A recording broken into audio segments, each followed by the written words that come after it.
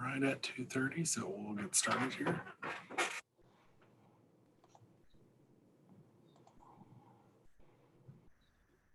Hello, everyone. Welcome to this edition of our Hilltoppers at Work webinar series. I'm Anthony McAdoo, Executive Director of the WKU Alumni Association. It's my pleasure to welcome you to today's episode where we introduce you to career development resources at WKU and building your personal brand. As a reminder, today's webinar is being recorded and will be available on our site for future reference and sharing. Additionally, for those joining us for the live production of this webinar, please feel free to use the chat feature to pose questions and interact with today's presenter. Bringing this series to our WKU alumni and friends is made possible through a partnership between the WKU Alumni Association and WKU Advising and Career Development Center. With us today from the ACDC, the Advising Career Development Center, is Anna Meany, career coach and employer relations specialist. Anna joined the WKU family in October 2018 and serves as a career coach for students and alumni. In addition to connecting them to employers interested in hiring Hilltoppers, in her role as a career coach, Anna provides guidance and links students and alumni with the resources to succeed. Welcome, Anna, and thank you for joining us today. Thank you. All right, let's get started. Thank you so much for that introduction, Anthony. Like you said, I'm a career coach and the employer relations specialist. I don't think I could have done a better introduction. So we can go ahead and get started. At WKU Career Development, we focus on exploration, education, and experience. As far as exploration goes, we help, students who are entering their first year, and then we also help alumni who are maybe looking to explore different options. And then additionally, we help them with resumes, cover letters, practice interviews, really teaching them how to get a job, not just directly connecting with them with a job. And then as far as experience goes, like Anthony said, I connect them with employers. We're responsible for the job fairs that happen on campus, bringing employers on campus to do informational sessions and other things like that.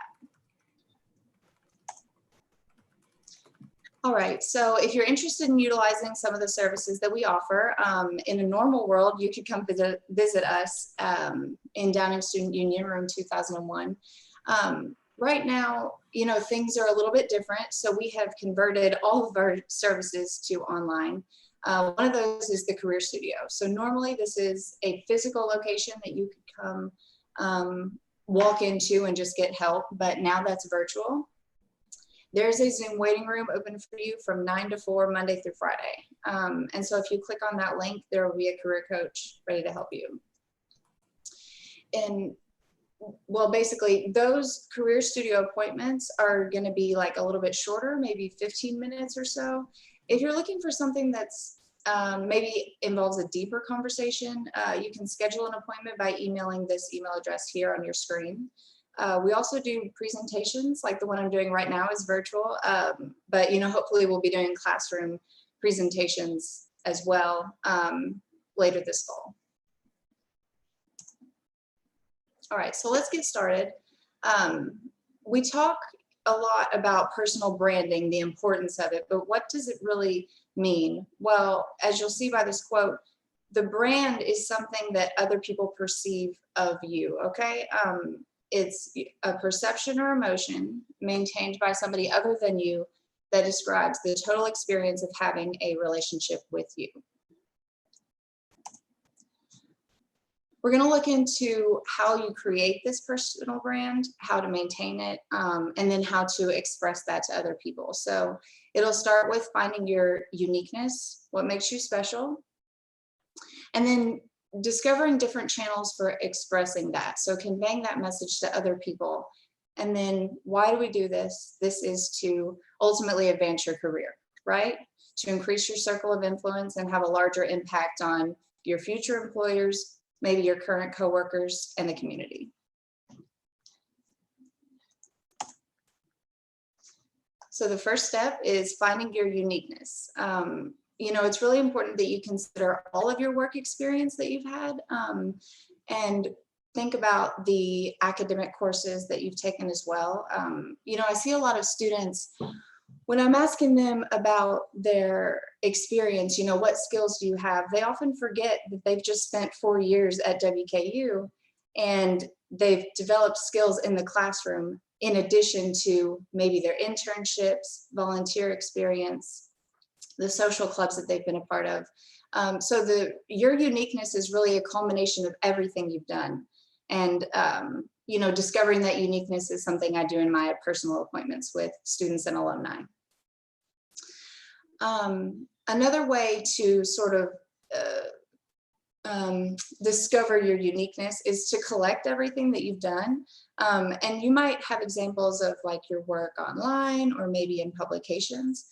It's important to keep those all in one location. And so after you've sort of after you've done this sort of like reflection period of your experiences and your unique skills, you need to clarify your passions and interests.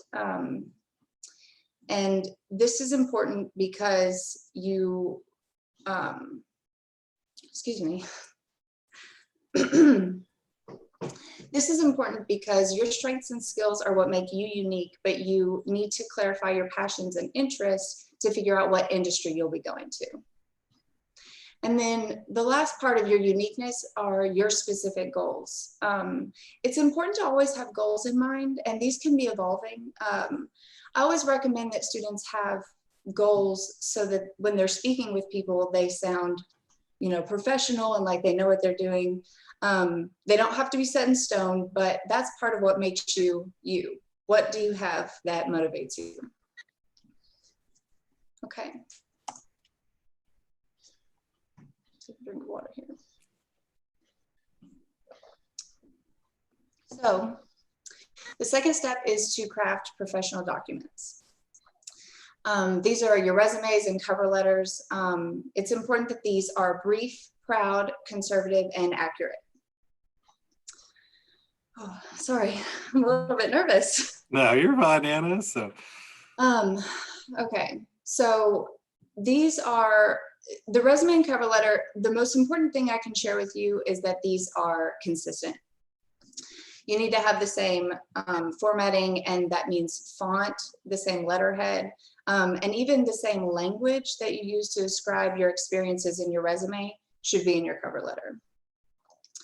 Another important tip I can share with about resumes is to hyperlink your online profile at the top of your resume.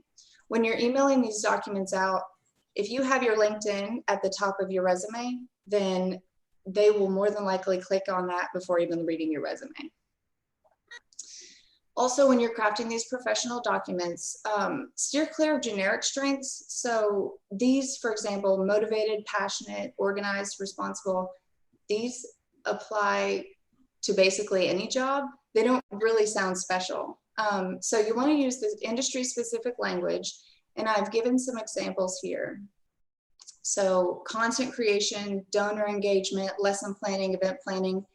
That sounds more like, okay, this person has some serious concrete skills. They know what they're good at and what they want to do.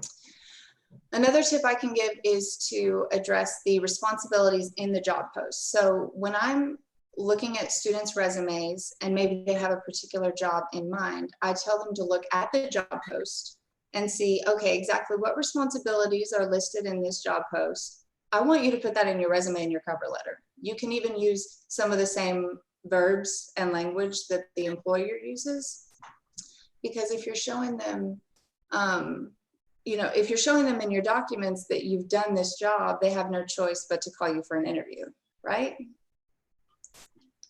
Okay. So once you've sort of found your uniqueness and made the professional documents, you can translate all of this online. And so your online presence is composed of a few different locations. So the first thing we have to address is social media.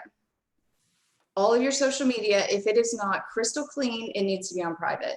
I can speak from experience. When we hire people in our office, the first thing we do is Google them. We look them up on Facebook because we're curious. You know, however many years ago you couldn't do that, but now it's really important that we maintain a professional image even on our personal accounts if they're not private. So social media, take care of that. And then also you need to create and maintain a LinkedIn profile. I could go on and on about LinkedIn. I think it's really important that everyone, even now more so since our world is so virtual, I think it's really important that everyone have an updated LinkedIn profile. You can grab all of the language from your resume and cover letter and put that into your LinkedIn. This helps with maintaining the same brand. And then be sure to utilize some of the special features to enhance your job search. So speaking specifically about LinkedIn, you want to fill out your job preferences so that it produces suggested jobs for you. There's another setting on LinkedIn to let recruiters know you're open. And what that is like a little button that you can toggle. And when a recruiter goes to your page, they'll see, oh, okay, this person is looking for a job. Another great feature is, I've worked a lot with the Modern Languages department at WKU, and you can get LinkedIn to translate your profile into another language. Now that's great if you're looking for a job maybe at a foreign-owned company or abroad. Another part of your online presence is to be good at email. What does that mean? It means that you respond quickly to emails and you stay in contact with people that you meet. And you should also be writing emails with correct grammar, and you should have a professional signature. So Anna, one question particularly about kind of how much should one's LinkedIn presence or profile kind of tie into their resume? Should they be exactly the same, or do you think your LinkedIn profile is a different version of your resume? They should have, if anything, the LinkedIn profile can have more information because people are going to spend more time on a web page than your physical resume. The paper resume will only get looked at for about 6 to 10 seconds. LinkedIn is a little bit more interactive. And actually, I have some more information on that. LinkedIn allows you to connect media, so external sites under your experience. And what that does is it keeps people interested. It makes you look more human. So on LinkedIn, I would say utilize that space to the fullest. Resumes where you want to be more brief. And I'll share a few more things about the LinkedIn profile. So when you're choosing your headshot for your LinkedIn profile, it needs to be about 60 to 80% your face. I think this goes without saying, but I'll say it now. It should only be you in the photo so that people don't get confused. And you want to be facing forward and avoid shadows, just so that you keep it professional. And there shouldn't be a busy background as well. Also, when you're creating your LinkedIn profile, it's really important to pay attention to the headline. The headline is essentially what you're doing now, and you can either put your current job or maybe you're a student. But LinkedIn does have some tips for if you're unemployed to catch the eyes of recruiters. And some of these creative examples are seeking new opportunity, marketing professional in transition, recent college graduate seeking programming position. So we don't want to use unemployed in our headline online, okay? And certainly not on your resume either. You want to continue to project a positive image.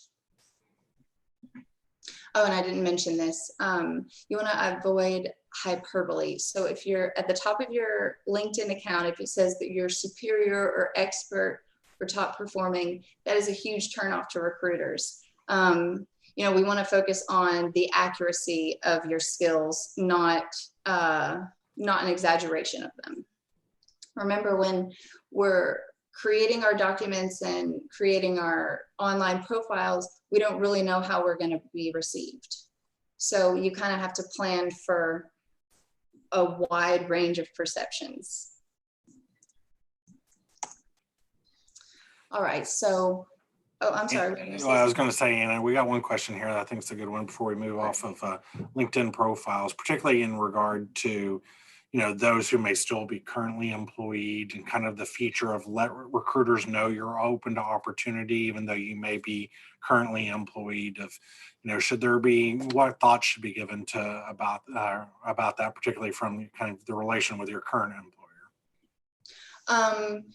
Do you mean if you have a LinkedIn profile, like what does it appear to your current Yeah. I employer? mean, obviously, if you're kind of freshening up your profile and that feature that LinkedIn has where, letting recruiters know I'm open to opportunity, is there any risk there from a current employment standpoint that one may want to consider before tripping that flag? I think it depends on the relationship with your current employer. Certainly as a career coach, I encourage everyone that I meet to actively engage with their supervisors in conversations if they're unhappy. Um, you know, Before all of this COVID-19 stuff, there were a ton of jobs available. And I encourage students and alumni to find something that works for them. So it depends on if you've expressed to your supervisor, that you're unhappy. If they're not a recruiter on LinkedIn, chances are they might not see it, but with the internet, anybody can see anything. You could certainly still reach out to recruiters on LinkedIn without having that turned on. But I really think it's based on the relationship with your employer. Yeah, and I think you bring up a good point too, to where the LinkedIn seats that are bought for recruiters at corporations are the high dollar seat, and so not every supervisor is going to have that view. Exactly. So you're not going to turn up if I do a search for people looking with, career coaching expertise in Bowling Green, Kentucky. Mm-hmm. Unless I have that recruiter seat that allows me to look for those candidates who have tripped that private kind of filled more than anything. And so, and I've heard some alumni that work in the space also recommend that in those instances, if it does make its way back to your supervisor and they do address you, it creates, if there hasn't already been a conversation about career growth and opportunity, of saying, reassuring that you hope to stay with this company and continue to grow, but you obviously, for your professional growth, want to consider your options. And that's part of why that was, why you maintain an active LinkedIn profile. So. Absolutely. And something I coach a lot of my students and alumni to have those open conversations. Even, before you get the job, we talk about salary negotiations. It seems like it would be really uncomfortable, but at the end of the day, you need to be looking out for yourself and what's right for you. And if something isn't a good fit, it's not a good fit. Oh, great. So thanks for addressing that, Anna. Yeah. So once you've got your online profile set up and your professional documents are done well and they've been edited, you have to start thinking about, when you're meeting people, conveying this message that you're a hard worker and you have a good work ethic.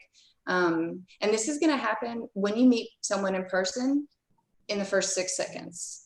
It takes about 6 seconds for someone to form an opinion of you on whether or not you're capable of doing what they need you to do.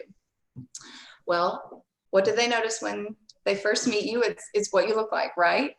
So obviously maintaining good hygiene, but a clean professional look is something that you might need to build, over time, but certainly pay attention to. When you're in college, it's going to class in like sweatpants is fine. But as you get further along and, with all this COVID stuff, I think we're all in sweatpants. But we have to consider how people are perceiving us when we meet them. If we show up looking like that, do they think that we're serious about our career? Another thing that I recommend to everyone is practicing your handshake. Gender roles come into play with this a little bit, because I think men are taught to shake hands more often than women. But practicing a good handshake tells a lot about your seriousness and your dedication to professionalism when you meet someone. And then also, we're going to be looking at network strategies in the next one, but knowing how to stay connected to people that you meet. Like I said, responding to email, very important. And different conversation topics that you can have with people in your industry or people in an industry that you'd like to be a part of. So Anna, kind of right now with everything in COVID times, of, particularly if your first encounter is virtual in a scenario much like what we have with you today. Do you have any tips on things to keep in mind for our students or alumni as they kind of can think about conveying their message in their first virtual encounter with a potential employer? Right. So obviously a clean background. I think it's important to remember that you should be acting as if you were with that person. It's important to maintain eye contact. Make sure that you're speaking about appropriate things. Try to minimize the distractions. Anthony, you and I were talking about this before we started the presentation, but, dogs and doorbells and things that might interfere, you want to try to minimize those as much as possible so that you can keep that professional environment as much as possible. Thank you. All right. Okay, so the last step in building your brand would be to network appropriately. Again, this goes with demonstrating that you have a good work ethic. When you're networking, and I think networking sounds like this big fancy thing that you have to plan for, and really it's just meeting people and getting them to like you. The goal of networking is just to build relationships and establish rapport. It is not to ask for a job every time you meet someone who has a job that you'd like or works for a company you'd like to work for. That's not it. That's one quick way to get people to not want to talk to you. So when you're meeting professionals in an industry you'd like to be a part of, it's important to seek advice and ask questions. People, they want to share as much as they can to help you. And also that'll increase your chances of staying in contact with them. If you mouth them to death, they're not going to want to talk to you. So when you're speaking with them, they're probably going to say, well, what's going on? Tell me about yourself. And it's important that you have an elevator pitch prepared. And an elevator pitch, I don't know, we talk about this all the time. This is another word that we throw around all the time, but an elevator pitch was originally, it was a term used that, maybe a salesperson accidentally by chance gets in the elevator with the CEO, and they have about the length of an elevator ride to sell their idea. But we're selling ourselves, aren't we? So we can use an elevator pitch, which is just a few sentences briefly talking about ourselves. We introduce ourselves clearly. We talk about our skills and goals without boring them, just to kind of express who we are. And that's about as much talking as you need to do about yourself when you're networking. Let the other person talk. And finally, make sure to get their email address and find a reason to follow up with them, even if it is just saying, hey, it was great to meet you. Thank you so much. I find that professionals who aren't actively looking for a job don't check their LinkedIn. So I don't recommend that you say, oh, I'll just look them on LinkedIn later. I recommend getting an email address because professionals usually check those, even on the weekends. So, all right. So those are my tips for building your personal brand. Thank you so much, Anthony. I really appreciate you letting me speak today. I appreciate that. So, you did kind of talk a little bit there at the end about kind of networking and the importance of the LinkedIn profile. And so, you kind of reference busy professionals and their LinkedIn profile may not be as readily accessible. And so the encouragement, I think, to get an email when you have an in-person connection is great advice. For those who may be using LinkedIn as a potential sourcing tool for people to add to their network, do you have any kind of key points of advice that you'd share? Yes, I have an entire presentation on that as well. I think when you're building a LinkedIn account, it's important to grow your network. So the first thing you can do that way is to add your school. When you add the university that you went to, LinkedIn will populate literally everyone that's gone to that school, and you'll be able to add those people and you'll grow your network that way. When you're adding friends on LinkedIn, when you're growing your network of contacts, they have the opportunity to endorse you on your skills in LinkedIn. And that's a recommendation that comes straight from LinkedIn.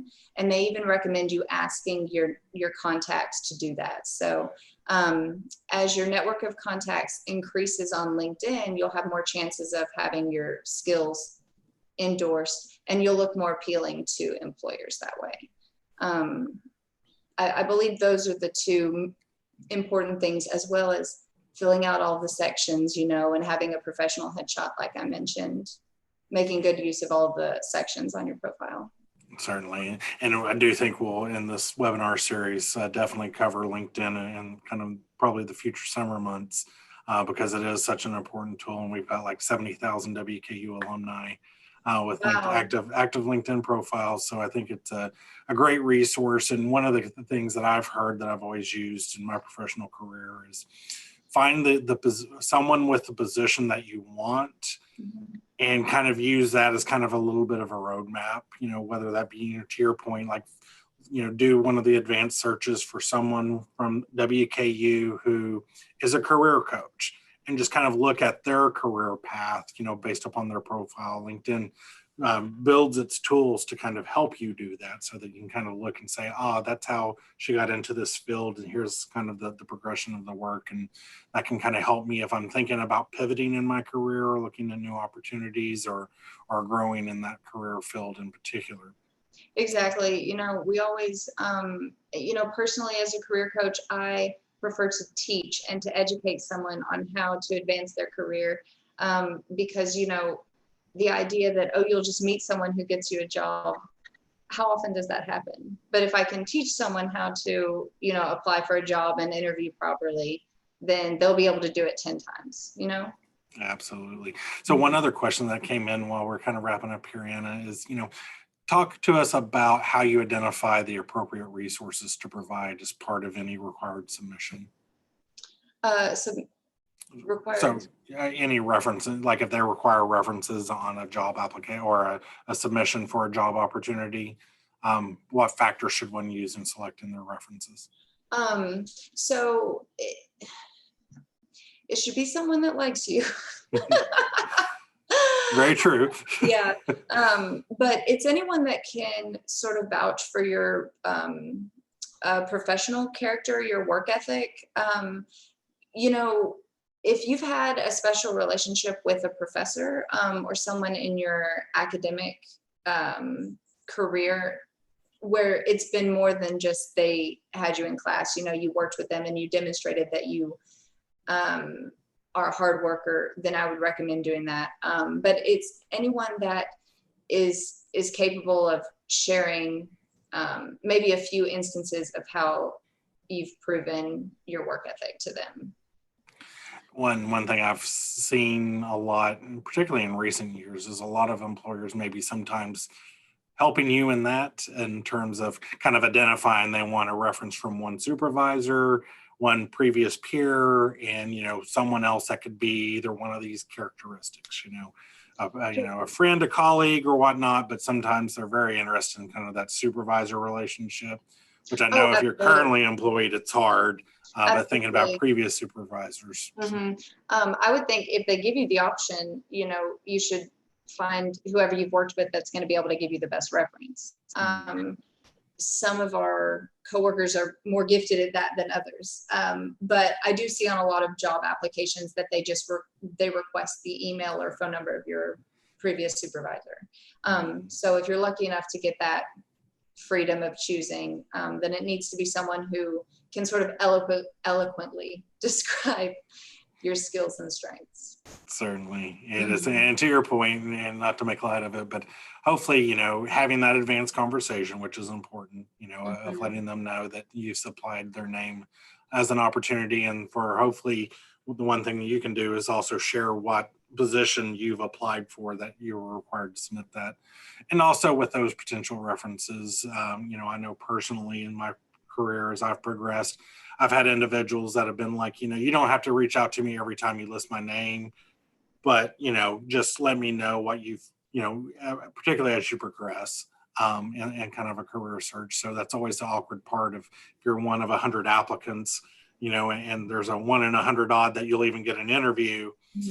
So finding those individuals, I think, is an important quality as well. That, hey, I've supervised you for 2 years, and even though I work now at a different company, I will speak to your qualities during that time.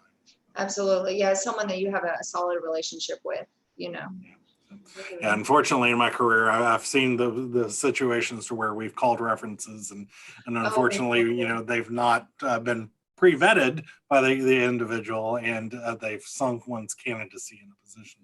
Oh, no.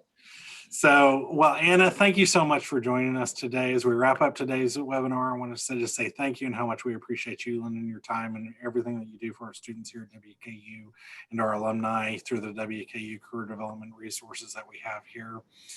Our next webinar will be in this partnership series will be on career decision making during a time of uncertainty, one that we currently live in, of course. So to find that and other Hilltoppers at Work webinars, please visit us on our website here at the Alumni Association at alumni.wku.edu for our calendar of upcoming webinars and events on these topics. So thank you so much. Have a great day. Anthony. All right. See ya. Bye.